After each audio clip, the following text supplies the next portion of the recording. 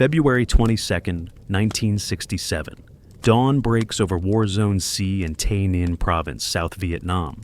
13 C-130 transport aircraft approach from the south, flying in tight formation at 1,500 feet. Inside each aircraft, paratroopers from the 173rd Airborne Brigade sit in silence, checking equipment one last time. Green light. Go. 845 American soldiers jump into hostile territory, the largest combat airborne operation since the Korean War, the beginning of the biggest American military operation of the entire Vietnam War, Operation Junction City. Make sure you subscribe to our channel to discover more untold stories from history. Most Americans have never heard of Operation Junction City. Ask someone to name major Vietnam battles, and they'll probably mention Ia Drang, maybe Khe Sanh, perhaps the Tet Offensive, but Junction City? Blank stares, complete obscurity. And yet, this operation was massive. 82 days of sustained combat, 22 American infantry battalions, 4 South Vietnamese battalions, 17 artillery battalions, over 25,000 troops, 4,000 Air Force sorties, 249 helicopters conducting the largest airmobile assault in history up to that point. This was America's attempt to win the Vietnam War through overwhelming force, a hammer and anvil strategy designed to trap and destroy the Viet Cong's main force units and capture their headquarters. The operation that was supposed to break the enemy's spine, it didn't work. Despite the massive commitment of forces, despite the firepower, despite the casualties inflicted on the enemy, Operation Junction City failed to achieve its primary objectives. The Viet Cong headquarters, known as COSVN, the Central Office for South Vietnam, was never found. Main force enemy units escaped. Within months of the operation ending, the Viet Cong reoccupied War Zone C as if nothing had happened. American forces suffered 282 killed and over 1,500 wounded.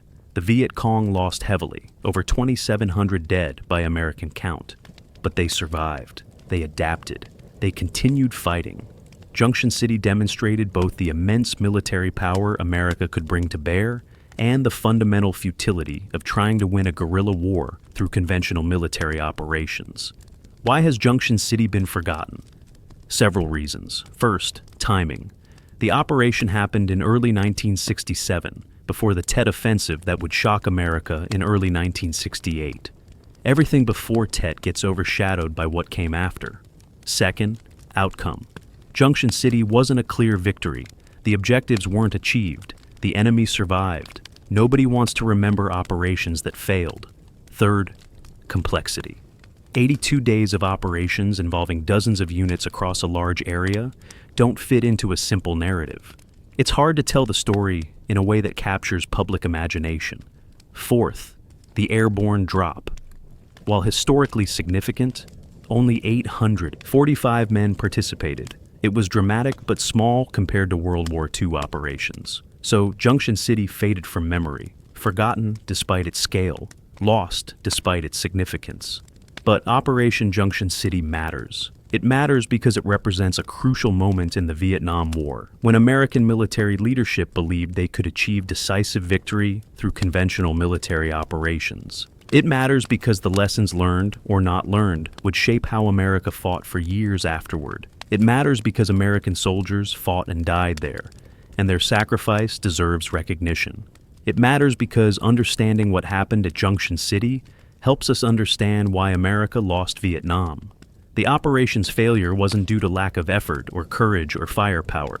It failed because the strategic concept was flawed. You can't win guerrilla wars by trying to find and destroy enemy headquarters. You can't occupy territory in a guerrilla war and expect it to stay occupied after you leave.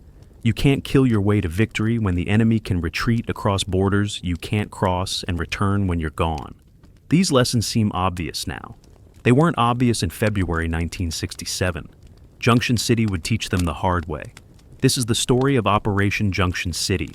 The planning, the execution, the battles, the bloodshed, and the ultimate futility. It's the story of American soldiers who did everything asked of them, achieved tactical victories, inflicted severe casualties on the enemy, and still failed to achieve strategic objectives. It's a story worth remembering, worth studying, worth understanding, because the mistakes made at Junction City would be repeated throughout the war, and understanding those mistakes helps us avoid repeating them in future conflicts. So let's remember Junction City. Let's honor the men who fought there, and let's learn from what happened. To understand Operation Junction City, you need to understand War Zone C. This was an area in Tay Ninh Province, northwest of Saigon near the Cambodian border. Roughly 1,600 square kilometers of jungle, rubber plantations, and small villages. For years, the Viet Cong had used War Zone C as a sanctuary, a base area where they could train troops, stockpile supplies, treat wounded, and plan operations. The area was dominated by the Viet Cong. South Vietnamese government forces rarely entered. When they did, they took casualties and withdrew. War Zone C was essentially enemy territory inside South Vietnam, a cancer eating away at government control. The terrain was difficult, dense jungle in many areas, triple canopy rainforest where sunlight barely reached the ground, thick underbrush that limited visibility to meters, swamps and rice paddies that made movement slow. Rubber plantations with straight rows of trees that provided concealment but limited cover. Small villages scattered throughout, many sympathetic too, the Viet Cong or simply too intimidated to resist them. Roads were few and poorly maintained. Most movement required helicopters or slow foot marches through hostile terrain. It was perfect guerrilla country. Defenders had every advantage. Attackers were exposed, vulnerable, and operating far from their bases. The Viet Cong had been developing War Zone C for years. They'd built extensive tunnel systems, underground headquarters, supply caches hidden in the jungle, training camps where new recruits learned their trade, field hospitals where wounded could recover. The infrastructure was extensive and well hidden. Finding it required detailed intelligence and thorough searches. Destroying it required time and resources. And even when American forces found and destroyed enemy installations, the Viet Cong could rebuild once American forces left. It was frustrating, demoralizing, like trying to hold water in your hands. Intelligence suggested that COSVN, the Central Office for South Vietnam, was located somewhere in War Zone C. COSVN was the Viet Cong's headquarters for all operations in the southern part of South Vietnam. American analysts believed COSVN was a large, elaborate facility, a mini-Pentagon with file cabinets, typewriters, staff officers, communications equipment, and a large guard force. If American forces could find and capture COSVN, they'd decapitate the Viet Cong command structure, disrupt their operations, capture valuable intelligence, perhaps even end the war in the South. This belief, this hope that COSVN could be found and destroyed, drove the planning for Operation Junction City. In reality, COSVN was nothing like American analysts imagined. It wasn't a fixed headquarters. It was a small mobile group of senior leaders who moved constantly. They sheltered in temporary camps, met in village huts, used couriers and messengers to communicate. COSVN was more concept than place, more network than facility. Finding it would have required incredible luck or perfect intelligence. Neither existed, so the hunt for COSVN would prove futile. But in February 1967, planners believed they knew roughly where COSVN was located. They believed a massive operation could trap it. They were wrong. But that wrongness wouldn't become apparent until after Junction City concluded. The Viet Cong units in War Zone C were formidable. The 9th Viet Cong Division had 4 regiments available. The 70th Guard Regiment protecting COSVN, the 101st Regiment, the 271st Regiment, the 272nd Regiment, and the 273rd Regiment in nearby War Zone D as reserve. These weren't poorly trained guerrillas. These were main force units, well equipped with modern weapons, disciplined, experienced. They'd been fighting for years. They knew the terrain intimately. They had the support of the local population, either willing or coerced. They could concentrate for major attacks or disperse to avoid American firepower. They were a serious military threat. American. Commanders believed they could defeat these units through a massive cordon and search operation, surround War Zone C with forces positioned to block escape routes, then send mobile forces sweeping through the interior, flushing out enemy units and driving them against the fixed blocking positions. Hammer and anvil, classic military strategy. On paper, it looked perfect. In execution, it would prove far more difficult. The enemy was mobile, elusive, and had intelligence sources deep within the South Vietnamese government. They knew Operation Junction City was coming. They prepared. And when American forces launched their massive operation, the Viet Cong were ready to respond. General William Westmoreland commanded all American forces in Vietnam. By late 1966, he'd built up American troop strength to over 350,000 soldiers. South Vietnamese forces numbered over 735,000. Allied forces from other nations added another 32,000. Against this, Communist forces in South Vietnam totaled about 131,000 regular troops, plus militia and political cadre. On paper, the Allies had overwhelming numerical superiority. Westmoreland believed the time was right for a major offensive. The strategy for Junction City was straightforward. Create a massive horseshoe-shaped cordon around the northern part of War Zone C. Position forces at the open end of the horseshoe in the south. Then have the southern forces sweep north, driving enemy units against the blocking forces positioned at the north and west. Any Viet Cong caught inside the horseshoe would be destroyed. COSVN would be captured or destroyed. The 9th Viet Cong Division would be shattered. War Zone C would be cleared and subsequently controlled by South Vietnamese forces. It was ambitious, bold, and it required immense resources and perfect coordination. The forces assigned to Junction City were substantial.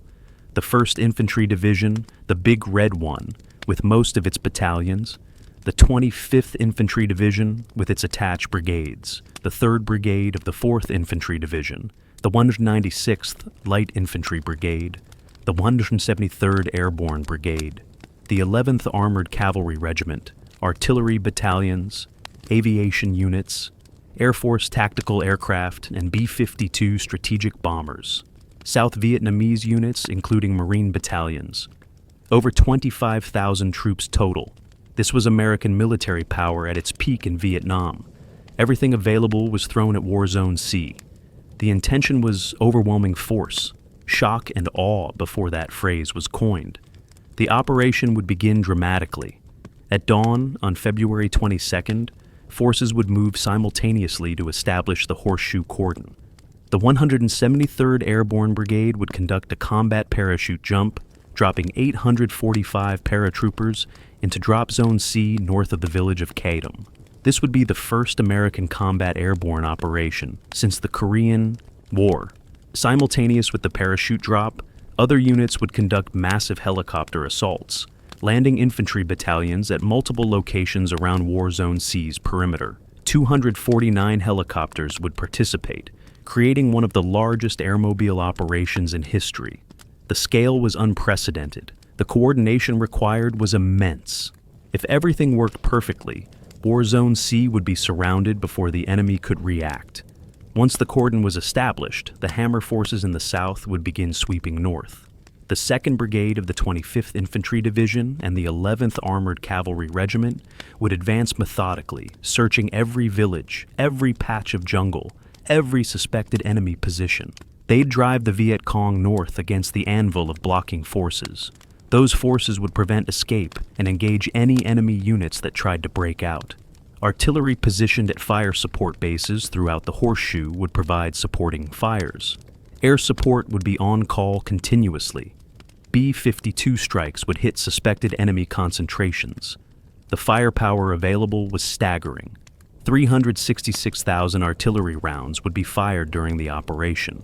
3,235 tons of bombs would be dropped. If the Viet Cong stood and fought, they'd be destroyed by overwhelming firepower. But there were problems with the plan. First, surprise.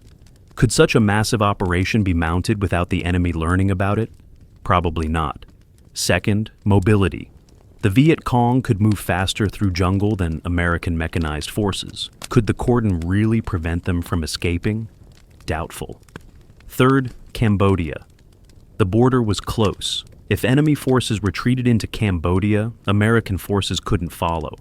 Rules of engagement prohibited crossing international borders, so the enemy had a sanctuary where they could retreat and reorganize. Fourth, duration. How long could American forces maintain operations in War Zone C? Supply requirements were enormous. Units needed rest and refitting. Eventually, forces would have to withdraw. And then what? Would South Vietnamese forces be able to hold War Zone C? History suggested not. These problems weren't fully appreciated in February 1967. Planners were optimistic, confident. American military power had never been defeated when properly applied. Junction City would be different from previous operations. Larger, better coordinated, more aggressive. Surely this time, the Viet Cong would be trapped and destroyed. Surely COSVN could be found. Surely War Zone C could be cleared. That optimism would prove misplaced. But on February 22nd, as forces launched the operation, optimism prevailed. This was America's chance to win the war. Junction City would be the turning point. Everyone believed it. Everyone hoped for it. Reality would prove different. Dawn, February 22nd, 1967. 845 paratroopers from the 2nd Battalion, 503rd Infantry Regiment, 173rd Airborne Brigade sit in 13 C-130 transport aircraft flying toward Drop Zone C. This is it. The first American combat parachute jump since Korea. History in the making. The men are nervous. Some have jumped in combat before, but not many. Most are doing this for the first time. They check their equipment obsessively. Main parachute, reserve parachute, weapon, ammunition, grenades, water, rations, medical supplies, radio. Everything has to be perfect. A malfunction at 1,500 feet means death or serious injury. And they're jumping into a hostile drop zone. Enemy forces might be waiting. This could go very wrong very quickly. The jump master gives hand signals, stand up, hook up static lines, check equipment, sound off for equipment check. The commands are familiar, drilled into muscle memory through countless training jumps. But this isn't training. This is combat. Some men will die today. Everyone knows it. Nobody knows who. The fear is palpable, controlled, professional. But there. These are American paratroopers, elite troops, volunteers. They've trained for this. They're ready. But ready doesn't mean unafraid. It means being afraid and jumping anyway. Green light, go. The first soldier exits, then the next, then the next. A steady stream of paratroopers flowing out of each aircraft. 13 aircraft, 845 men. They fall for a few seconds, then static lines pull their main parachutes. Canopies blossom above them, white parachutes against the blue sky, floating down toward the red dirt of Drop Zone C. It's beautiful in a terrible way.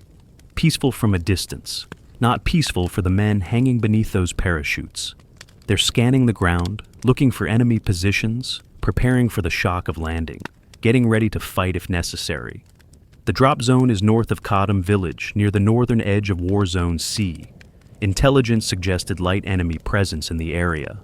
Intelligence was right this time. The paratroopers land mostly unopposed. Some small arms fire from the tree line. Helicopter gunships respond immediately, suppressing the fire. The enemy breaks contact and withdraws.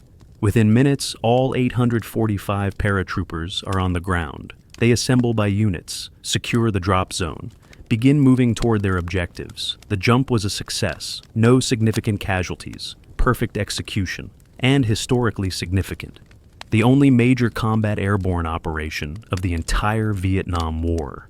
These men had just made history. But here's the truth. The airborne operation was mostly for show. 845 paratroopers couldn't accomplish anything that helicopter-borne infantry couldn't accomplish better. Helicopters were faster, more flexible, could land troops exactly where needed. Parachute drops scattered troops across a wide area and took time to reassemble.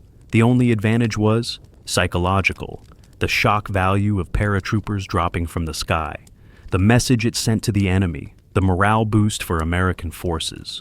But militarily, it was expensive, complex, and risky for minimal tactical advantage. The same mission could have been accomplished by landing those troops in helicopters. Would have been safer too. Why do it then? Several reasons. First, tradition. The 173rd Airborne Brigade hadn't conducted a combat jump in Vietnam. Their paratroopers wanted to earn their combat stars, the small bronze stars attached to jump wings that indicate a combat jump. This was their chance. Second, publicity.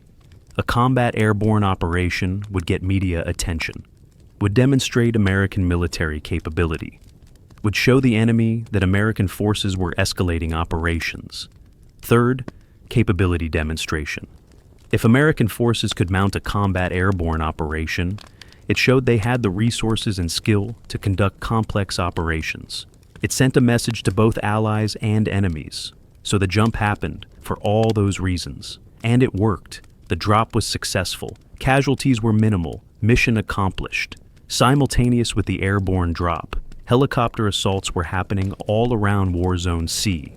249 helicopters were lifting infantry battalions and landing them at multiple locations.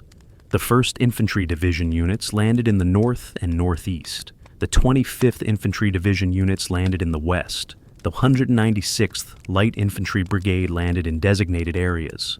South Vietnamese units moved into position. Within hours, the horseshoe cordon was established. Thousands of troops positioned to block enemy escape routes. Fire support bases were being established. Artillery was being positioned. Command posts were being set up. Everything was proceeding according to plan. The scale of the helicopter assault was staggering. Landing zones had to be secured. Multiple lifts were required to move entire battalions. Helicopter door gunners provided covering fire during approaches. Some aircraft took fire from enemy positions. A few were damaged, but none were shot down during the initial insertion.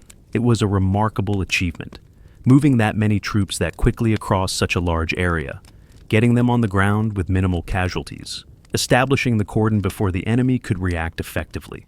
From a military logistics and coordination standpoint, it was impressive.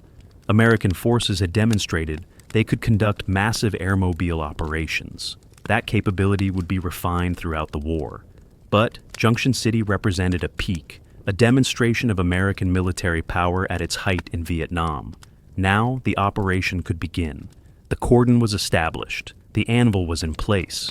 Time for the hammer to strike. The 2nd Brigade of the 25th Infantry Division and the 11th Armored Cavalry Regiment would begin their sweep north.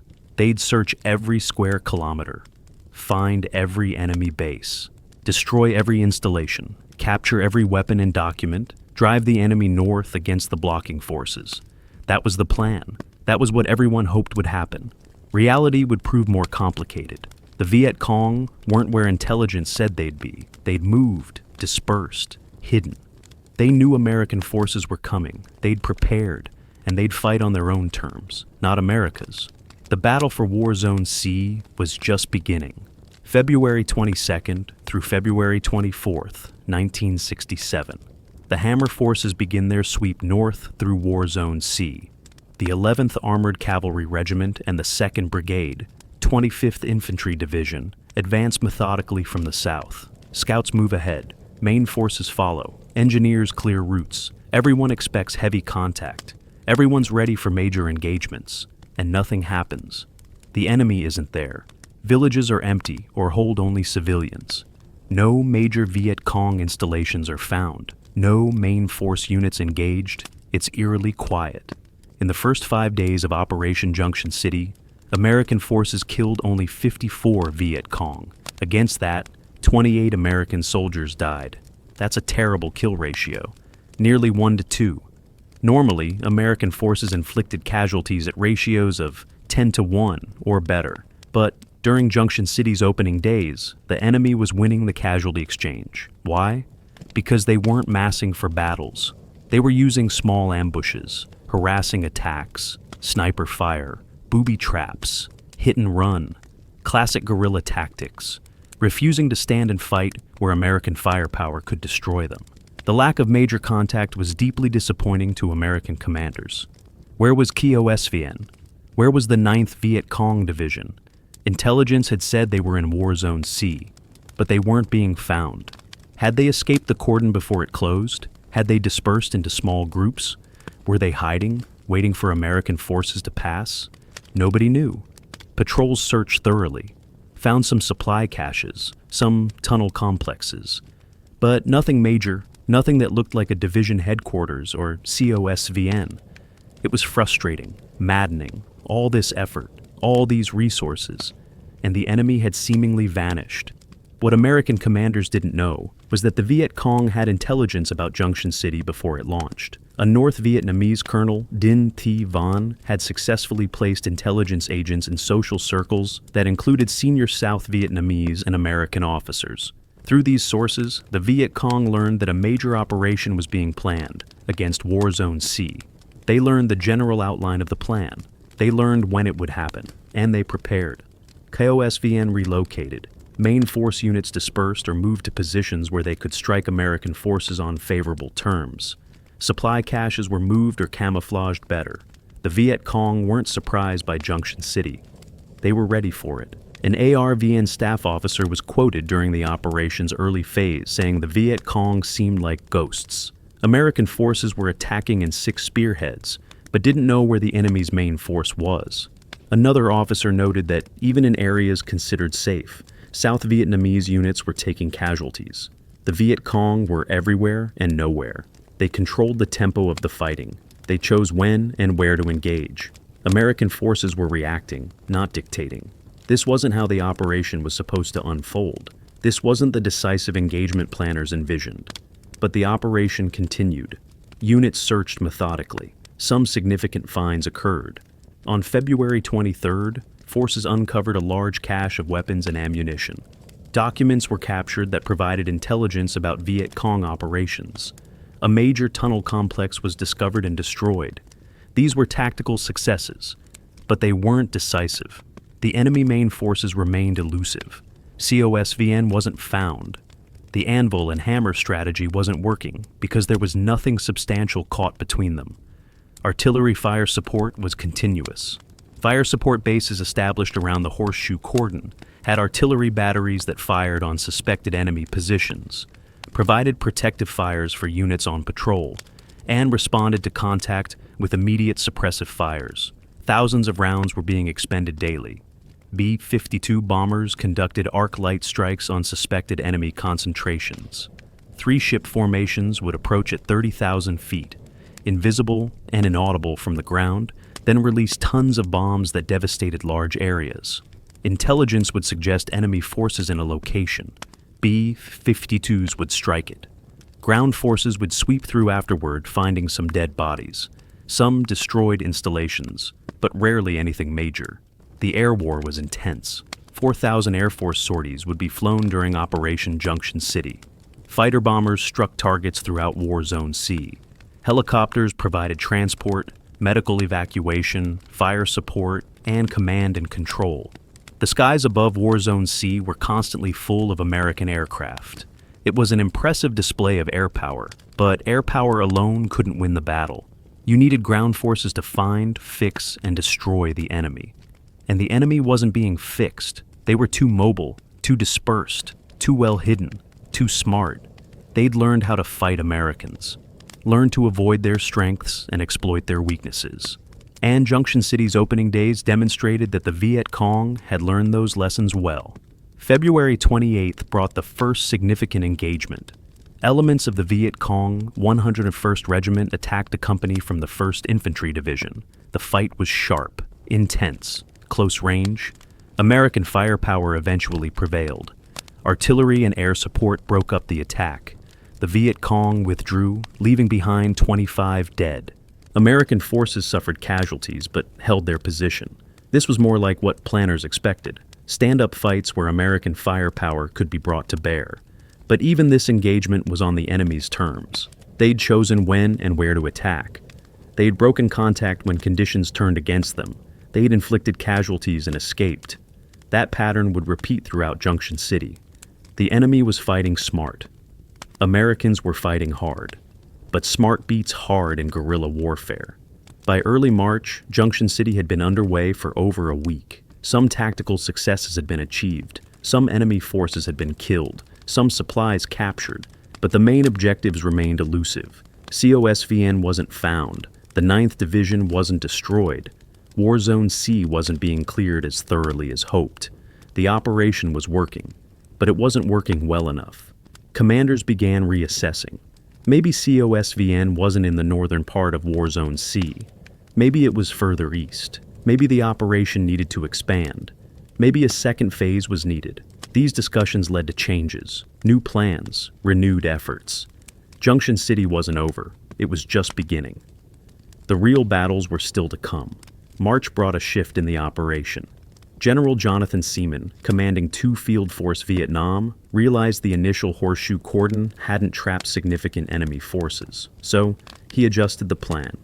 Keep pressure on War Zone C, but also send forces east to search areas where intelligence suggested COSVN might have relocated. This led to the battles at Prek Klok, the first major engagements of Operation Junction City. 2 separate battles, fought on February 28th and March 10th, that would demonstrate both American firepower and Viet Cong determination. Prek Klok. I occurred on February 28th. American forces from the 1st Infantry Division established a patrol base in an area near the village of Prek Klok. The base was relatively small, a company or so.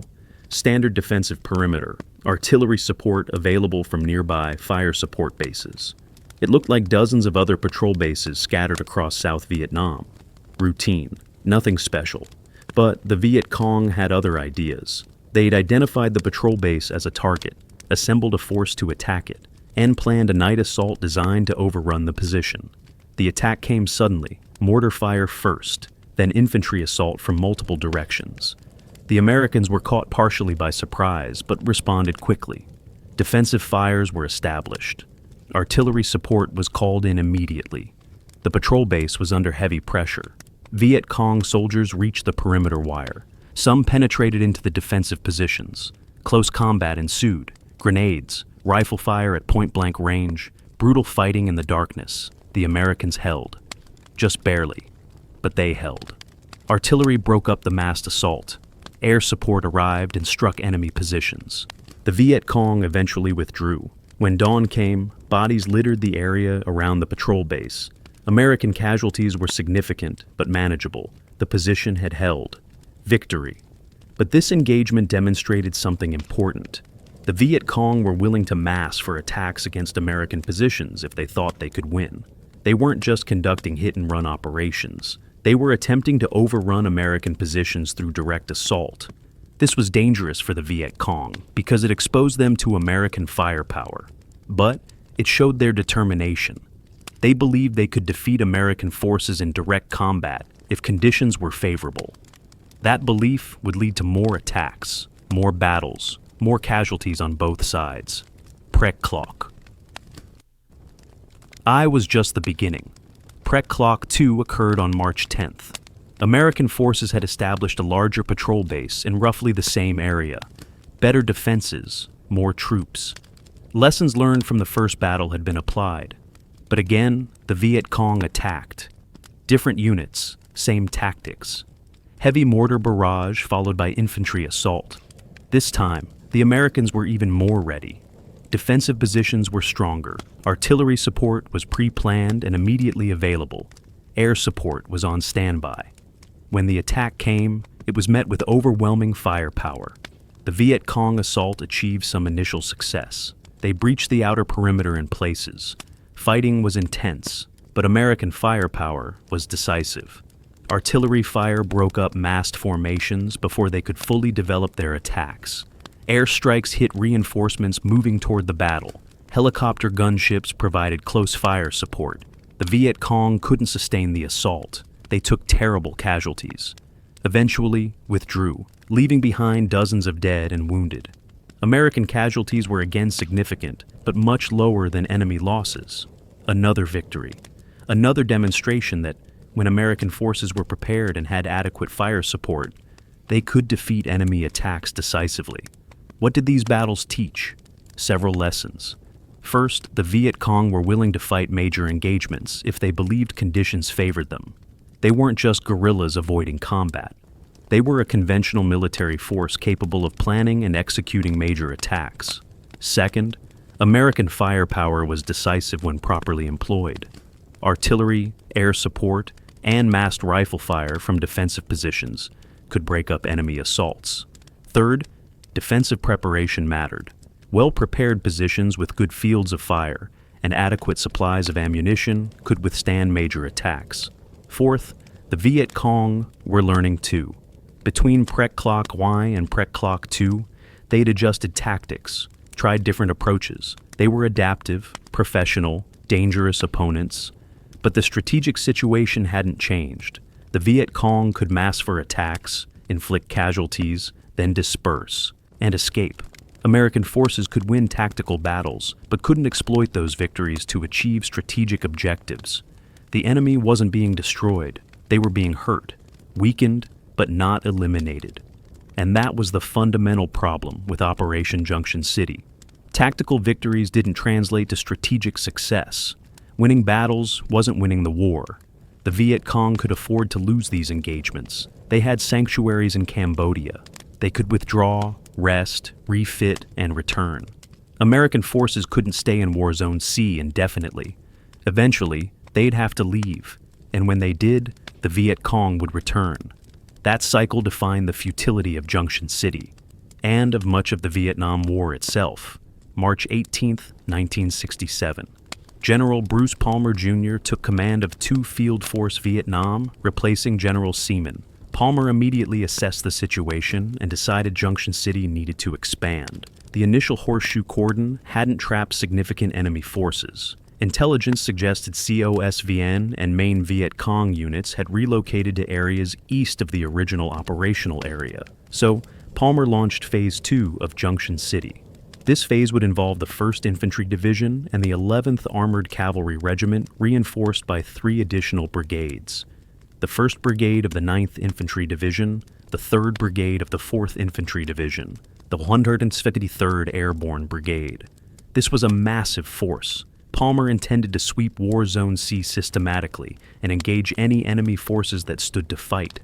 The expansion brought immediate results.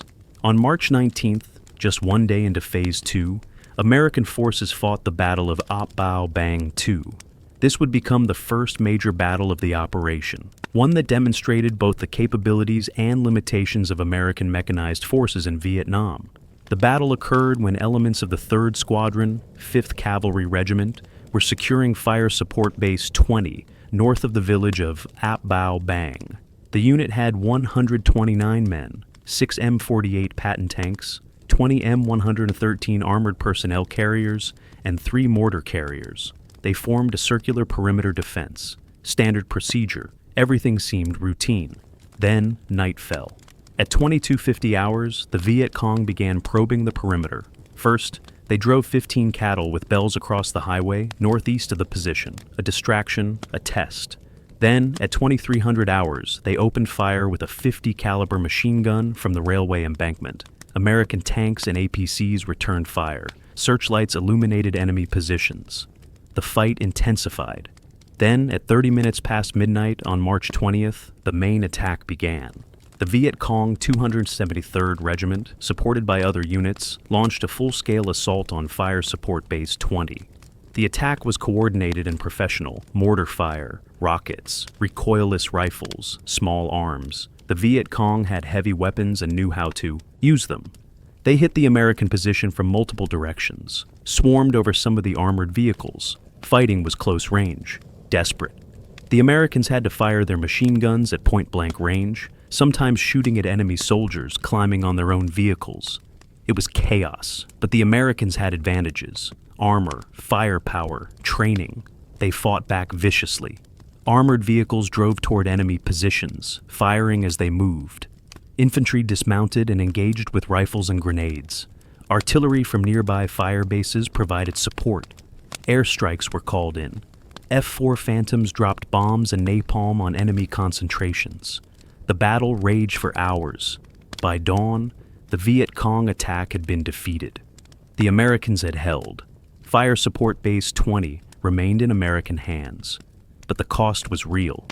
3 Americans killed, 63 wounded. Several vehicles were damaged. On the enemy side, the casualties were far worse.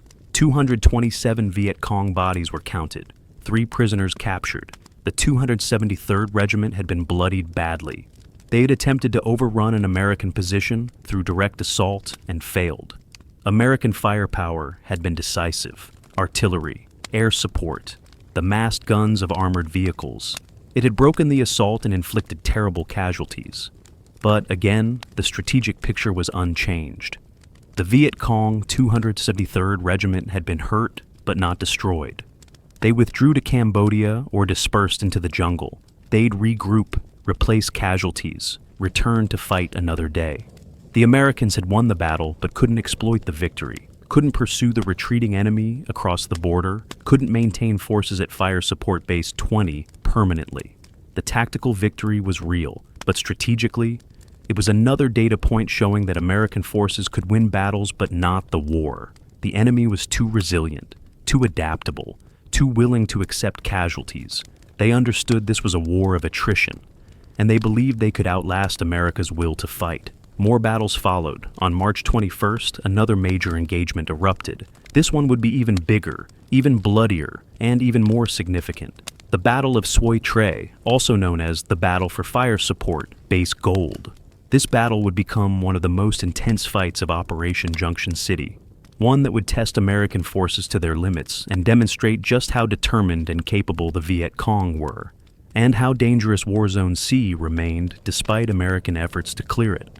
March 19, 1967. Helicopters landed the 3rd Battalion, 22nd Infantry Regiment, and the 2nd Battalion, 77th Artillery Regiment in a clearing near the village of Soi Tre. Their mission was to establish Fire Support Base Gold, which would support search and destroy missions throughout the area. The landing zone was in War Zone C, about 90 kilometers northwest of Saigon. The area seemed quiet. No enemy contact during the landing. 7 helicopters were damaged, probably from small arms fire, but nothing major. The Americans quickly established a defensive perimeter. Company A took responsibility for the western sector, Company B for the eastern sector. 3 batteries of artillery occupied the center, 18 firing positions total. The perimeter was elliptical, following the shape of the clearing. Not ideal, but workable. March 20th was spent improving defenses. Bunkers were dug, fields of fire cleared, defensive positions strengthened, patrols conducted in the surrounding area. One patrol from Company B established an ambush position outside the perimeter. Night fell. Everything seemed routine. Standard procedure for a fire support base in hostile territory. The Americans didn't know the Viet Cong 272nd Regiment was nearby, didn't know that regiment had been reinforced, didn't know a major attack was being planned. Intelligence hadn't detected the enemy buildup. The Americans at Fire Support Base Gold were about to be hit by approximately 2,500 Viet Cong soldiers, nearly 5-to-1 odds. This was going to be bad. At 0430 hours on March 21st, the night patrol from Company B reported movement near their ambush site, then nothing for 2 hours. At 0631, just as the patrol prepared to return to the fire base, all hell broke loose. The Viet Cong opened fire with mortars, 60mm and 82mm mortars. An estimated 650 rounds fell in the first few minutes. Simultaneously, the night patrol was overrun. Within 5 minutes, every man in the patrol was killed or wounded. They never had a chance. The fire base itself was under intense bombardment. Mortar rounds exploded throughout the perimeter. Machine gun and recoilless rifle fire joined the attack as the Viet Cong infantry advanced toward the defensive positions. The attack was well coordinated. The Viet Cong hit from multiple directions simultaneously. 3 separate assault waves. The weight of the attack fell on Company B in the eastern sector. They were heavily outnumbered, fighting for their lives. Within 30 minutes, parts of the perimeter had been overrun. Viet Cong soldiers were inside the fire base, fighting in trenches and bunkers, close combat, grenades, point-blank rifle fire. The situation was desperate. If the Viet Cong could maintain momentum, they might overrun the entire position. Everyone at Fire Support Base Gold might die or be captured. This was the worst-case scenario, every commander's nightmare, but the Americans fought back with everything they had. Artillery crews swung their guns around and fired directly at attacking infantry. Point-blank artillery fire. Devastating. Crews manually loaded and fired as fast as possible. Some guns were damaged by enemy fire. Crews repaired them under fire and kept shooting. This was heroic stuff. Artillerymen aren't trained for direct infantry combat. They're trained to fire at distant targets. But at Soi Tre, they were fighting like infantry, firing at enemies they could see, killing attackers meters away. It was desperate, insane, and it saved the firebase.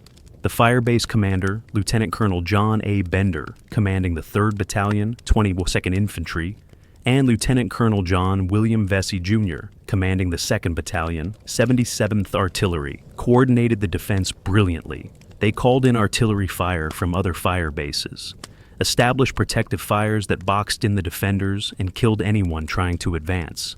They called in air support.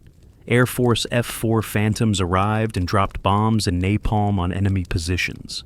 Some strikes were danger close, within 100 meters of friendly positions, but it was necessary. The Viet Cong had to be stopped. Napalm burned through the tree line, where enemy troops were assembling for follow-on attacks. The screams of burning men could be heard across the battlefield. War is hell. This was proving it. Meanwhile, relief forces were being assembled. The 2nd Battalion, 12th Infantry was 4 kilometers away. They received orders to march immediately to Fire Support Base Gold. It would be a brutal march, 4 kilometers through dense jungle in combat gear, but they moved as fast as possible. At the same time, the 2nd Battalion, 22nd Mechanized Infantry, and 2nd Battalion, 34th Armor, were attempting to reach the firebase from the south, but they faced a problem. The Soi Samat River was between them and Fire Support Base Gold. They couldn't cross with their M113 armored personnel carriers and M48 tanks. Scouts searched frantically for a crossing site. Every minute counted. The men at Fire Support Base Gold were dying. They needed relief. Fast. The 2nd Battalion, 12th Infantry burst through the tree line at 0900 hours. After a 4-kilometer forced march through jungle, they arrived to find Fire Support Base Gold in chaos. Buildings burning, bodies everywhere, wounded screaming. The eastern perimeter had been partially overrun, but was being contested. The infantry immediately counterattacked. They hit the Viet Cong forces that had penetrated the perimeter from the flank, caught them between the counterattack and the surviving defenders. It was brutal close combat, but the Americans had momentum now. Fresh troops, more firepower. The Viet Cong assault stalled, then broke. The enemy began withdrawing. Some tried to carry their dead and wounded. Others fled. American firepower pursued them. Artillery, airstrikes, machine gun fire. The killing continued as the Viet Cong retreated into the jungle. By mid-morning, the battle was over. Fire Support Base Gold had held, barely, at terrible cost. American casualties were 31 killed and 187 wounded. Out of fewer than 450 men initially at the firebase, over 200 had been casualties, nearly 50%. Units are considered. Combat ineffective at 30% casualties. Fire Support Base Gold had exceeded that and still won. That's testament to the courage and determination of the Americans who fought there. But the Viet Cong had paid even more dearly. 647 bodies were counted, 10 prisoners captured. Conservative estimates suggested another 200 killed, whose bodies were carried away. The Viet Cong 272nd Regiment had been shattered.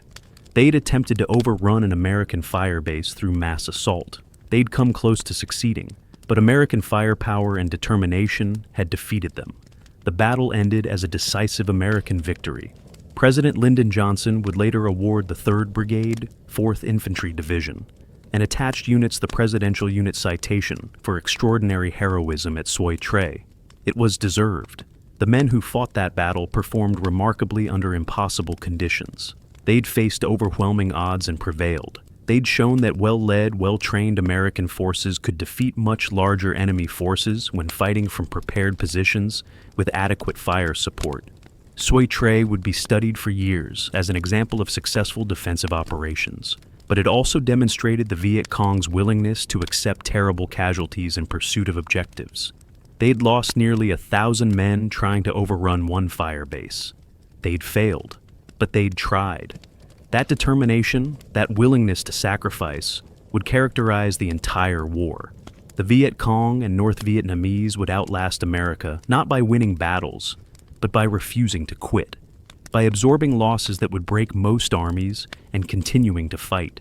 Soi Tre was a microcosm of the entire war. American tactical victory, strategic stalemate, and an enemy that wouldn't give up no matter the cost. After the bloodbath at Soi Tre, American commanders hoped the Viet Cong had learned their lesson, hoped that the terrible casualties would discourage further major attacks. That hope proved false. The enemy was regrouping, preparing, planning another major assault, this time against Landing Zone George near the village of Ap Gu. On March 31st, the 2nd Brigade of the 1st Infantry Division was stationed there. 2 battalions, standard defensive perimeter, artillery support, air support on call. Everything according to procedure, but the Viet Cong were watching, waiting. And in the early morning hours of March 31st, they struck again. The attacking force consisted of the Viet Cong 273rd Regiment, the same unit that had been bloodied at Ap Bao Bang 2 weeks earlier, and 1 battalion of the 70th Guard Regiment. Despite their losses at Ap Bao Bang, they'd been reinforced and were ready to fight again. The attack began around 0200 hours with a mortar barrage, then infantry assault from multiple directions. The pattern was familiar by now. Heavy preparatory fires followed by massed infantry attack attempting to overwhelm the defenders through sheer numbers. The Americans were ready. They'd learned from Soi Tre and earlier battles. Defensive positions were strong. Artillery fire plans were prepared. Air support was standing by. When the attack came, it was met with overwhelming firepower. The battle raged for hours. The Viet Cong pushed hard, got close to the perimeter in places, but they couldn't break through. American defensive fires were too intense. M60 machine guns cut down attackers in waves. Rifle fire from prepared positions inflicted terrible casualties. Artillery from Landing Zone, George itself, and from nearby fire support bases created a curtain of steel around the perimeter. No one could advance through it and survive. Air Force F-4 Phantoms arrived and dropped bombs and napalm on enemy assembly areas. Any Viet Cong trying to mass for follow-on attacks were destroyed before they could advance. The firepower was staggering, overwhelming, decisive. By dawn, the attack had been defeated. The Viet Cong withdrew, leaving approximately 600 dead around Landing Zone George. 5 prisoners were captured. American casualties were 17 killed and 102 wounded. Again, the casualty ratio heavily favored the Americans, more than 35-1. This was the power of prepared defensive positions combined with overwhelming fire support. The Viet Cong had tried 3 times during Operation Junction City to overrun American fire bases through mass assault. Prek Klok, Soi Tre, and now Ap Gu. Each time they'd failed. Each time they'd taken horrific casualties. You'd think they'd learn, but they believed in their strategy, believed that continuous pressure would eventually break American will, that accepting losses now would lead to victory later. They were playing a long game. Americans were playing a short one. That fundamental difference in perspective defined the war. The Battle of Ap Gu marked the end of major Viet Cong attacks during Operation Junction City. They'd tried to disrupt American operations through major assaults. They'd failed. Their main force units had been badly hurt. The 9th Viet Cong Division was seriously weakened. Regiments that had participated in these attacks needed time to rest, refit, and absorb replacements. American intelligence estimated the enemy wouldn't be capable of regiment-sized operations for at least 6 months. That estimate proved accurate. The Viet Cong would shift to smaller-scale operations, ambushes, sniper attacks, harassment. They'd continue fighting, but avoid major engagements where American firepower could be brought to bear.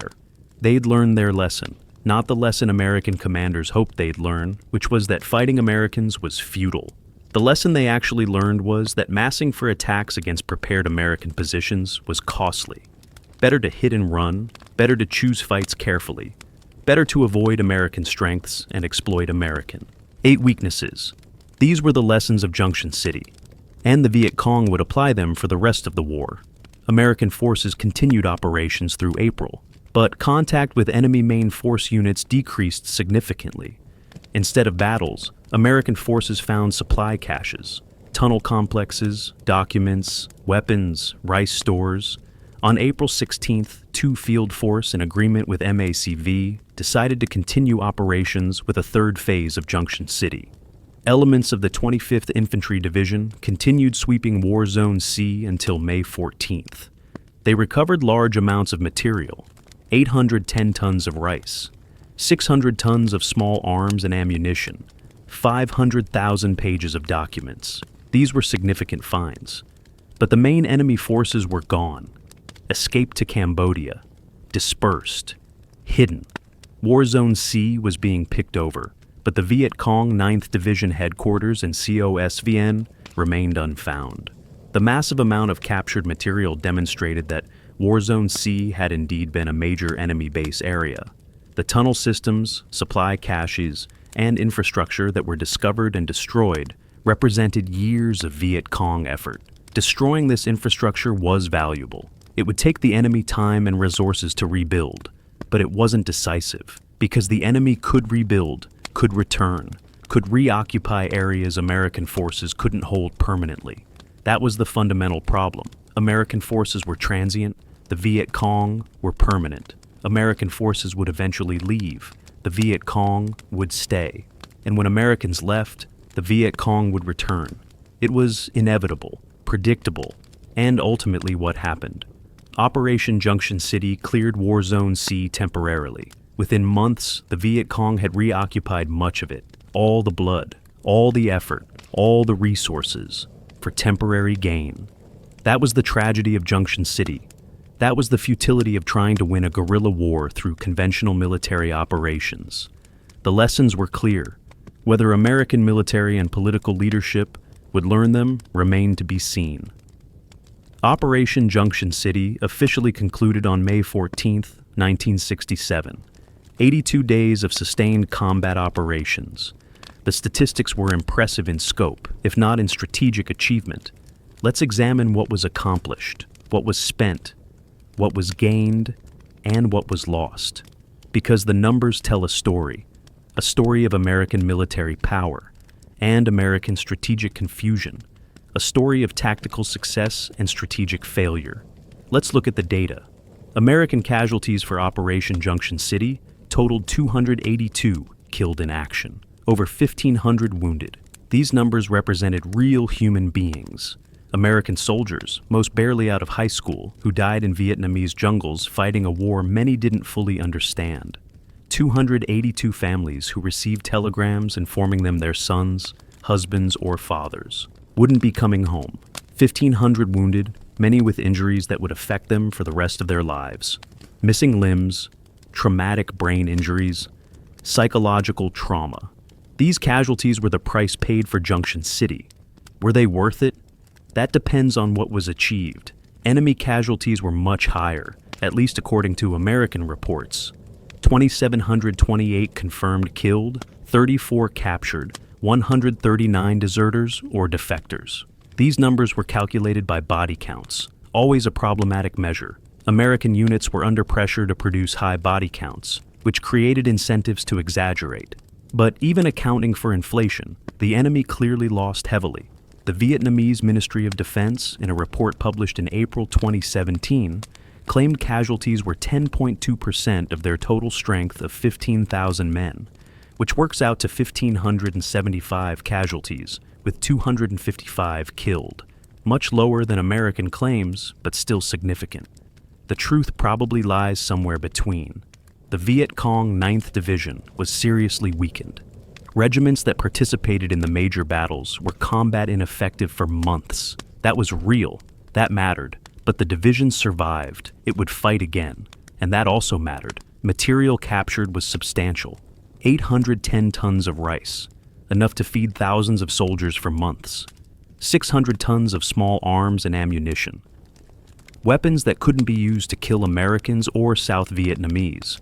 500,000 pages of documents. Intelligence that provided insights into enemy operations, organization, and plans. 100 crew-served weapons. 491 individual weapons.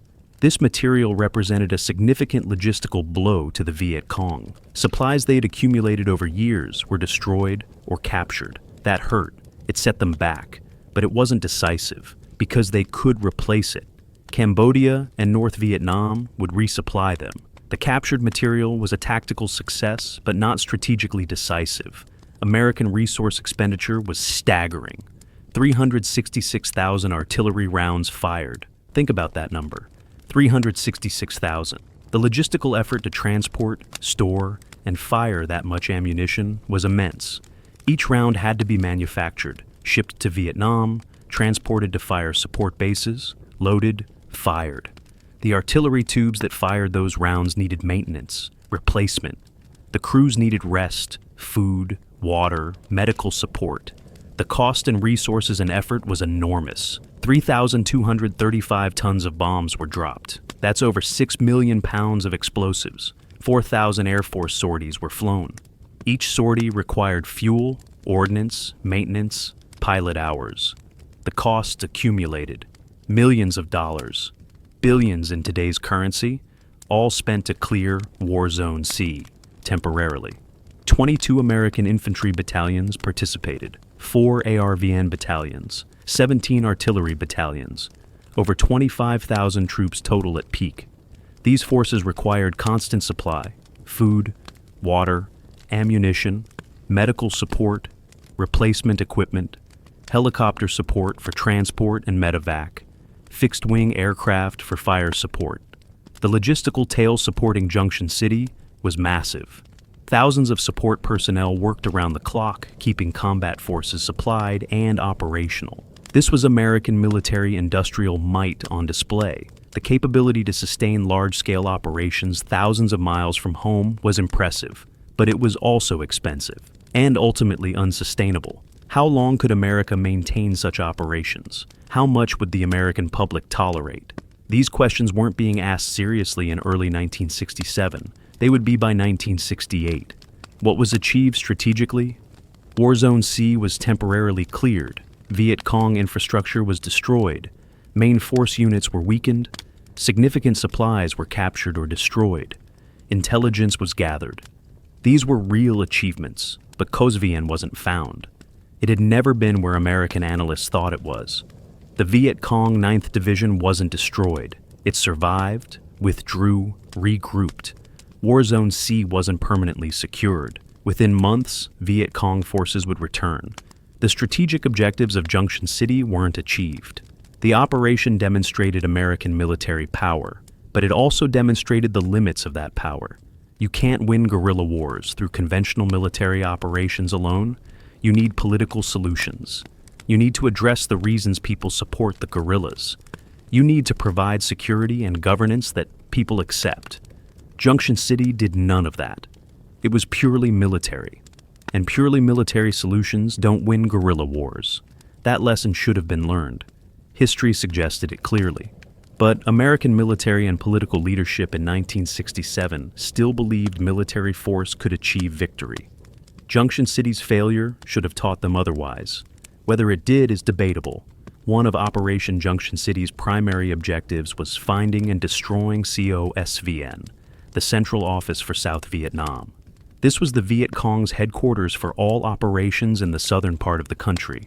American intelligence analysts believed COSVN was a large, elaborate facility, a mini-Pentagon. They imagined file cabinets, typewriters, staff officers working in buildings, communications equipment, generators, a large guard force providing security. Intelligence reports suggested COSVN was located in War Zone C. Junction City was designed in part to find and capture or destroy this headquarters. The operation failed to find COSVN. Why? Because it didn't exist. At least not in the form American analysts imagined. The intelligence failure regarding COSVN reveals fundamental misunderstandings about how the Viet Cong operated. American analysts applied their own organizational concepts to the enemy. They assumed the Viet Cong would organize like Americans, would need the same kind of headquarters infrastructure Americans needed, would operate the same way. This was mirror imaging, assuming the enemy thinks like you. It's a classic intelligence failure, and it led to wildly incorrect assessments of what COSVN actually was and where it could be found. In reality, COSVN was a small, mobile group of senior leaders. They moved constantly. never stayed in one place long. They sheltered in village huts, in jungle camps that could be dismantled in hours. They communicated through couriers, messengers, and face-to-face meetings. They didn't need file cabinets and typewriters. They didn't need buildings and generators. They needed secrecy and mobility, and they achieved both by staying small and moving frequently. After the war, Vietnamese archives revealed that COSVN was often just a dozen or so senior officers who met in temporary locations. At one point during Junction City, they reportedly escaped an American bombing attack by mere hundreds of meters. Pure luck. But the Americans didn't know they were that close, didn't know what they were looking for, couldn't find what didn't exist in the form they imagined.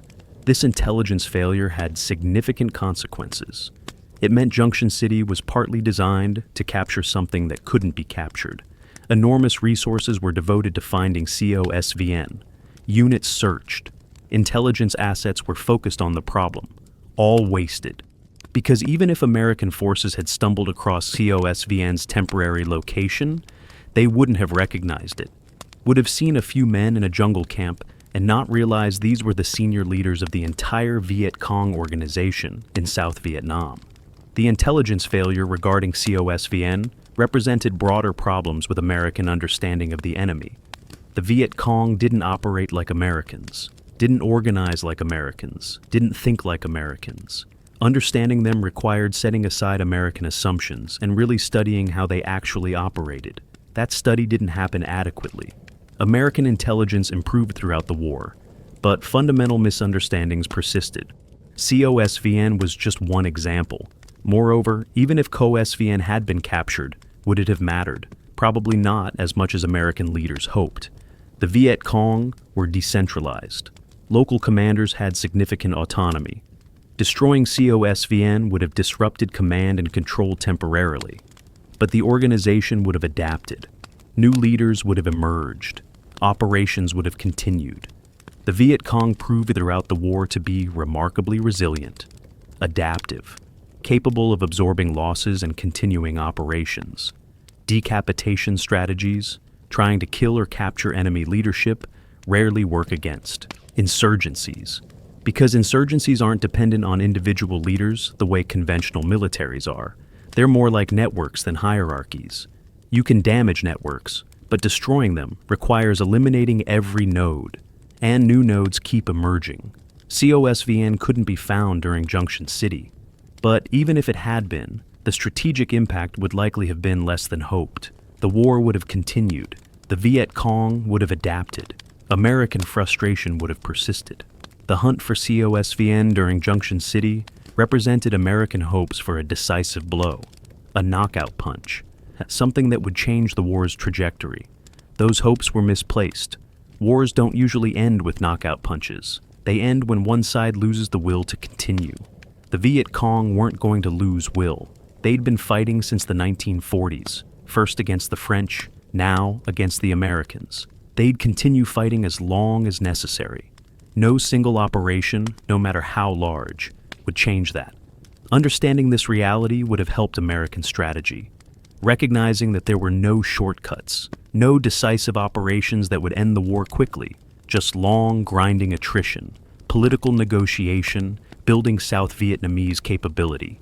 These were the paths to ending the war, not finding COSVN in War Zone C, not winning tactical battles. But these harder truths weren't acknowledged in 1967. Junction City's failure helped reveal them. Whether American leadership learned the lessons is another question. Operation Junction City exposed a problem American forces faced throughout the Vietnam War. The enemy had sanctuaries across the border in Cambodia, where American forces couldn't follow. When Operation Junction City began, Viet Cong main force units that had been in War Zone C didn't disperse randomly. Many withdrew across the border into Cambodia. There they were safe. American rules of engagement prohibited crossing the border. International law prohibited it. The Johnson administration wouldn't authorize it. So the enemy could retreat to safety, rest, refit, and return when American forces left. It was enormously frustrating for American commanders. They could see the problem, could identify the solution, but couldn't implement it because of political restrictions. Cambodia's relationship with the war was complex. Prince Norodom Sihanouk nominally maintained neutrality, but he allowed the North Vietnamese and Viet Cong to use Cambodian territory. Base areas were established in eastern Cambodia, just across the border from South Vietnam. Supply routes ran through Cambodia. The famous Ho Chi Minh Trail had segments in Cambodia and Laos.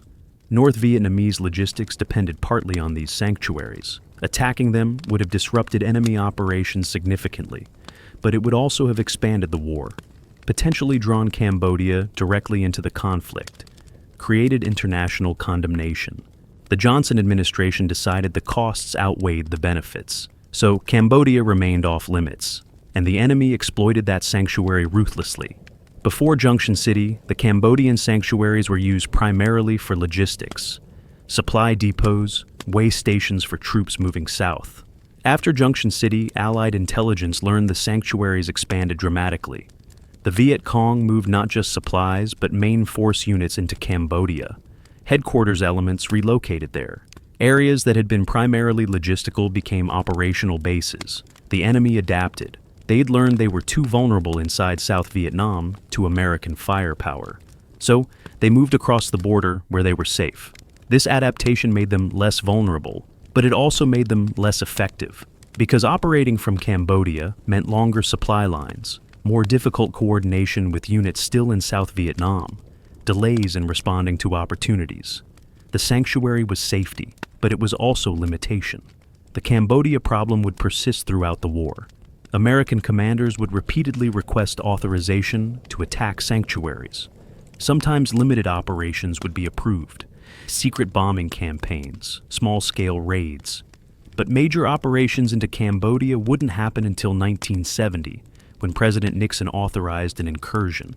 That operation would prove controversial, domestically divisive, and ultimately ineffective at solving the sanctuary problem. Because even after American forces withdrew from Cambodia, the enemy returned, used the sanctuaries again. The fundamental issue wasn't solvable through military operations. It required political solutions, either convincing Cambodia to stop allowing enemy use of its territory, or expanding the war to include Cambodia officially. Neither happened until it was too late, so the sanctuaries persisted, and American forces fought with one hand tied behind their backs, able to defeat the enemy in South Vietnam, but unable to prevent them from retreating to safety and returning. Junction City demonstrated this problem clearly. War Zone C was cleared. Enemy forces were defeated in multiple battles. Supplies and infrastructure were destroyed. But within months, the Viet Cong returned, reoccupied areas, rebuilt infrastructure, resumed operations, all because they could retreat to Cambodia, rest there, return when ready. American forces couldn't maintain permanent presence in War Zone C. Too many other commitments, not enough troops, impossible to be everywhere. So they'd conduct operations, clear areas temporarily, then withdraw to handle other priorities. And the enemy would return. It was a cycle that repeated throughout the war. Clear, withdraw, enemy returns, frustrating, demoralizing, and ultimately unsustainable. The American public wouldn't support a war that seemed to accomplish nothing permanent. That cost lives and treasure for temporary gains. Cambodia was part of why gains were temporary, but political restrictions prevented addressing the problem militarily. This was the dilemma of limited war, fighting with restrictions that prevented victory. Accepting those restrictions because unrestricted war wasn't acceptable either. It was an unsolvable problem given the political constraints, and Junction City exposed it clearly. Every military operation should teach lessons. What worked, what didn't, what should be changed. Operation Junction City taught numerous lessons. Some were learned and applied. Others were ignored or forgotten. Let's examine what Junction City should have taught American military and political leadership, and what actually happened afterward. First lesson: massive conventional operations don't win guerrilla wars. Junction City involved 22 American infantry battalions, 4 ARVN battalions, 17 artillery battalions, over 25,000 troops, 82 days of sustained operations, massive firepower, overwhelming resources, and it achieved temporary tactical success but no strategic victory. The enemy survived, withdrew, returned. War Zone C was cleared temporarily, but not permanently secured. This should have taught that different approaches were needed, maybe smaller operations, maybe more emphasis on pacification and population security, maybe political solutions. But the lesson American military leadership took was that operations needed to be even bigger, even more aggressive, more firepower, more troops. The failure of Junction City didn't lead to strategic reassessment. It led to doing more of the same. That was a mistake. Second lesson, intelligence about enemy organization and operations was inadequate. The failure to find COSVN, the underestimation of enemy mobility, the surprise attacks at Soi Tre and Ap Gu, despite intelligence assets focused on the area, all indicated intelligence problems. American intelligence improved throughout the war, but fundamental limitations persisted. The enemy was good at operational security, good at deception, good at hiding. Finding them required better human intelligence, more agents, better interrogation, better analysis. Some of this happened, but slowly, and never adequately. Intelligence remained a weakness throughout the war. Third lesson, enemy sanctuaries in Cambodia were a major problem that needed addressing. Junction City made this obvious, but the political restrictions that prevented solving the problem remained in place. The lesson was learned but not applied because political considerations prevented military action. This was realistic. Expanding the war to Cambodia would have had significant costs, but it meant accepting limitations on military operations. Accepting that the enemy would have safe havens, that's a decision, but it needs to be made consciously with understanding of the consequences. Junction City showed those consequences clearly. Fourth lesson, the enemy was willing to accept enormous casualties and continue fighting. The Viet Cong lost over 2,700 killed during Junction City by American count. The 9th Division was seriously weakened, and yet they didn't quit, didn't negotiate, didn't change strategy. They absorbed the losses and kept fighting. This should have indicated that attrition strategies wouldn't work, that killing more enemy soldiers wouldn't lead to victory, because the enemy's breaking point wasn't casualties. It was will, and their will was strong. They'd been fighting for decades, were willing to fight for decades more. American strategy needed to account for this, needed to recognize that military operations alone wouldn't achieve victory. Political solutions were necessary. This lesson was learned by some. General Westmoreland himself reported after Junction City that he didn't believe the Viet Cong could be completely destroyed, that if infiltration from North Vietnam couldn't be stopped, the war could go on indefinitely. That was remarkably clear-eyed, but it didn't lead to strategy changes. The war continued essentially unchanged. Fifth lesson, American forces were excellent at conventional combat but struggled with guerrilla warfare. Every major battle during Junction City, Prek Clock, Ap Bao Bang, Soi Tre, Ap Gu, was won by American forces, usually decisively. When the enemy massed and fought conventionally, American firepower destroyed them. But when the enemy avoided conventional battles, conducted hit-and-run attacks, used guerrilla tactics, American forces struggled to engage them effectively. This suggested that training and tactics needed to adapt. More emphasis on counterinsurgency, small unit operations, intelligence-driven operations. Some of this happened. Special forces and other specialized units developed excellent counterinsurgency capabilities. But conventional forces largely continued focusing on conventional operations. The lesson was partially learned but not widely applied. Sixth lesson. Operations required better coordination with South Vietnamese forces. Junction City involved ARVN units, but they were secondary. The operation was primarily American. For Vietnamization to work, for South Vietnamese forces to eventually take over, they needed to be more involved, needed to learn, needed to develop capabilities. This lesson would eventually be learned. By 1969, Vietnamization became official policy. But in 1967, it wasn't prioritized. American forces were doing the fighting. South Vietnamese forces were supporting. That needed to change.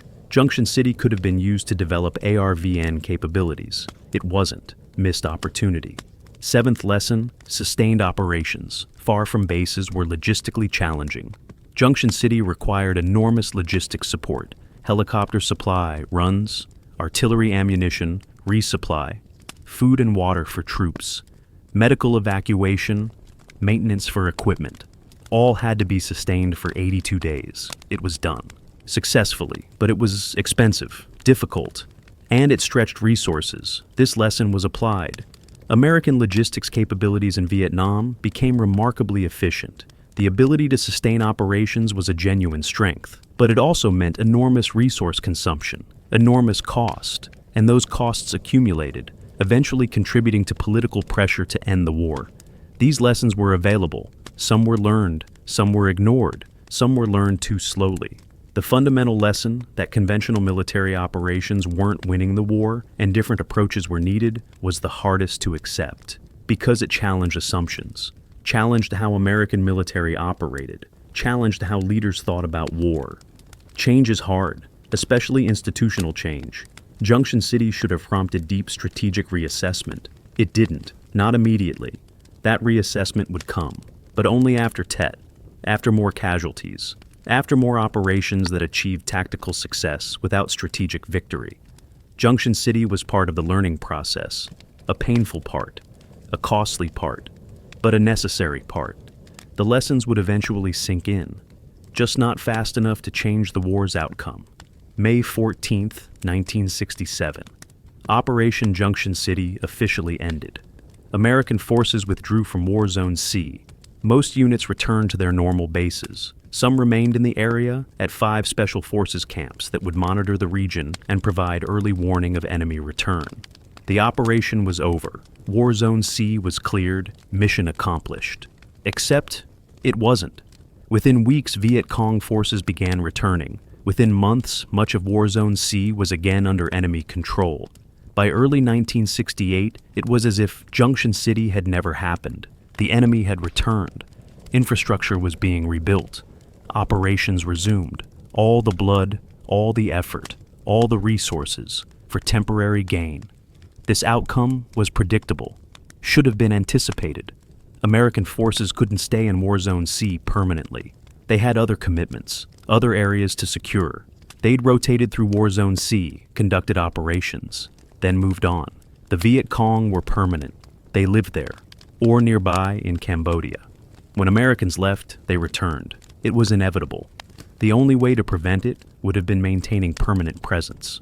Large forces stationed in War Zone C continuously, conducting constant operations, denying the enemy freedom of movement. But American forces weren't sufficient for that. There weren't enough troops, too many other priorities. So War Zone C would be cleared, then re-infiltrated, then cleared again, a cycle that would repeat. The South Vietnamese government was supposed to take over after American forces withdrew, extend administration into War Zone C, provide security and governance, win the population's support. That was the theory. The reality was different. The South Vietnamese government was weak in rural areas, corrupt in many places, unable to provide effective governance or security. The population in War Zone C, what population remained, was either sympathetic to the Viet Cong or too intimidated to resist them. Efforts to establish government control failed. The Viet Cong returned and the government couldn't stop them. This was the fundamental problem.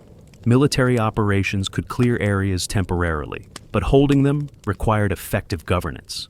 And the South Vietnamese government couldn't provide that in many rural areas. So the Viet Cong would return. It happened in War Zone C, happened throughout South Vietnam. Military solutions were temporary without political solutions. And political solutions weren't being achieved. General Westmoreland knew this. After Junction City, he reported to President Johnson that the Viet Cong organization couldn't be completely destroyed, that if North Vietnamese infiltration couldn't be stopped, the war could go on indefinitely. This was remarkably clear-eyed, a senior military officer admitting that military operations weren't achieving decisive victory, that the war might be unwinnable through military means alone. But this admission didn't lead to strategy changes, didn't lead to focus on political solutions.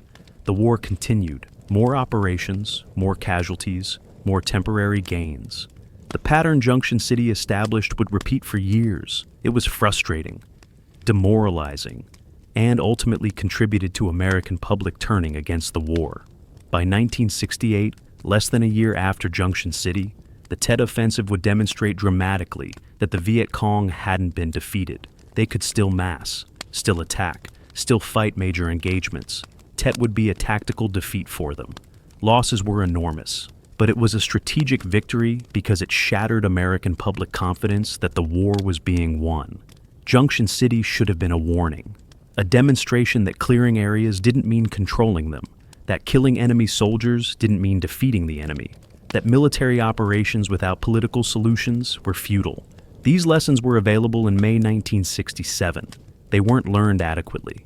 So, Tet came as a shock when it shouldn't have. Junction City had taught the same lessons, but nobody was listening. The men who fought Junction City didn't know this, didn't know their sacrifices were for temporary gains. They believed they were winning, believed their operations mattered. They fought bravely, did everything asked of them, achieved every tactical objective, and they were let down by strategic failure at higher levels. That's the tragedy of Junction City. Good soldiers, good tactics, poor strategy. And the pattern would repeat throughout the war. The men who fought Junction City deserve recognition for their service and sacrifice. They performed superbly, but they were fighting a war that couldn't be won, thus, way it was being fought. That's not their fault. That's leadership's fault. And the men who bled in War Zone C deserved better than to see the enemy return months later, deserved better than to have their sacrifices wasted. They deserved competent strategy, achievable objectives, realistic assessments. They didn't get those. And that's the real failure of Junction City. Operation Junction City has been largely forgotten.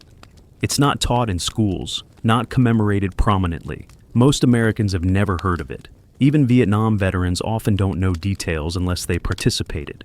Why has such a large operation been forgotten? And why should it be remembered? These are important questions. Because how we remember, or don't remember, shapes how we understand history. And understanding history helps avoid repeating mistakes. Junction City has been forgotten for several reasons. First, timing. It happened in early 1967, before the Tet Offensive dominated coverage and memory. Everything before Tet gets overshadowed. Second, outcome. Junction City wasn't a clear victory or defeat. It was ambiguous. Tactical success without strategic achievement. Those kinds of operations don't capture imagination. People remember dramatic victories or disasters, not ambiguous operations. Third, scale. Yes, it was large. But Vietnam had many large operations. Junction City was one of dozens. In the overall context of the war, it wasn't unique enough to stand out. Fourth, cultural memory. Americans prefer not to dwell on Vietnam. The war was lost, controversial, divisive. Easier to forget details than confront uncomfortable questions about why we fought and what was achieved. Junction City fell victim to this cultural amnesia, but Junction City should be remembered. For several reasons. First, the men who fought there deserve recognition. 282 Americans died. Over 1,500 were wounded. They served their country, did their duty, fought bravely. That deserves honor. Regardless of strategic outcomes, regardless of whether the war was won or lost, individual sacrifice and courage should be recognized. The men of Junction City earned that recognition. Second, the operation teaches important lessons about guerrilla warfare, about limitations of conventional military power, about importance of political solutions. These lessons remain relevant. Understanding them helps avoid repeating mistakes. Junction City is a case study in what not to do. That has value. Third, Junction City was historically significant, the largest American operation in Vietnam up to that point, the only major combat airborne operation of the war, the first demonstration of what massive airmobile operations looked like. It pushed American military capabilities to their limits, demonstrated what could be accomplished, but also revealed limitations. Studying Junction City helps understand American military power in Vietnam, both its strengths and weaknesses. Fourth, the operation influenced subsequent strategy. The lessons learned, or not learned, shaped how American forces fought for years. Understanding Junction City helps understand why the war unfolded as it did, why strategies succeeded or failed, why certain decisions were made. How should Junction City be remembered, honestly? Without glorification or vilification. It was what it was. a large military operation that achieved tactical success without strategic victory. American soldiers fought well, killed many enemies, captured significant supplies, cleared War Zone C temporarily. These are facts, should be acknowledged, but the operation failed to achieve primary objectives. Didn't find COSVN, didn't destroy the 9th Division, didn't permanently secure War Zone C. The enemy returned after American forces withdrew. These are also facts, should also be acknowledged. Honest assessment requires acknowledging both success and failure, both courage and futility. The men who planned Junction City believed they could achieve decisive victory. They were wrong, but that wrongness doesn't diminish the courage of men who fought, doesn't diminish the sacrifices made. The planners were working with imperfect information, making decisions in complex circumstances. They tried, they failed. That's how war is, messy, uncertain, rarely goes according to plan. Criticizing them now with perfect hindsight is easy. Understanding the challenges they faced is harder, but necessary for honest assessment. Junction City represents American military power at its peak in Vietnam, and the limitations of that power. Both deserve study, both deserve understanding. For veterans who fought Junction City, the operation likely holds personal significance. Memories of battles fought, friends lost, hardships endured. These memories don't fade, don't become less significant because the operation's strategic impact was limited. For those veterans, Junction City mattered, was important, shaped their lives. That's valid, that's real. Honoring veterans means acknowledging their experiences, listening to their stories, recognizing their service, regardless of strategic outcomes. The men who fought Junction City are old now. Many have died. Soon none will remain. Their stories will be lost unless preserved. Recording them, documenting them, ensuring they're remembered. That's important work, not just for historical record, but for the veterans themselves. So, their sacrifices aren't forgotten. Operation Junction City was the largest American operation of the Vietnam War up to that point. 22 infantry battalions, over 25,000 troops, 82 days of sustained combat. The only major airborne operation of the war, massive firepower, significant casualties on both sides, and ultimately, ambiguous results. Tactical success without strategic victory. That's the legacy. That's what should be remembered. The courage of American soldiers who fought, the limitations of military power in guerrilla warfare, the need for political solutions alongside military operations. These lessons remain relevant. Understanding them helps ensure Junction City's sacrifices weren't wasted, that the blood spilled in War Zone C taught lessons that make future wars less likely. Or if war comes, better fought, better understood, better concluded. That's why Junction City matters. That's why it should be remembered, not glorified, not vilified, but remembered honestly, with respect for those who fought, with understanding of what was achieved and what wasn't, with wisdom to learn from history. So, the mistakes aren't repeated, so the sacrifices have meaning. So, Junction City's legacy is not forgotten alongside the men who fought there. Make sure you subscribe to our channel to discover more untold stories from history.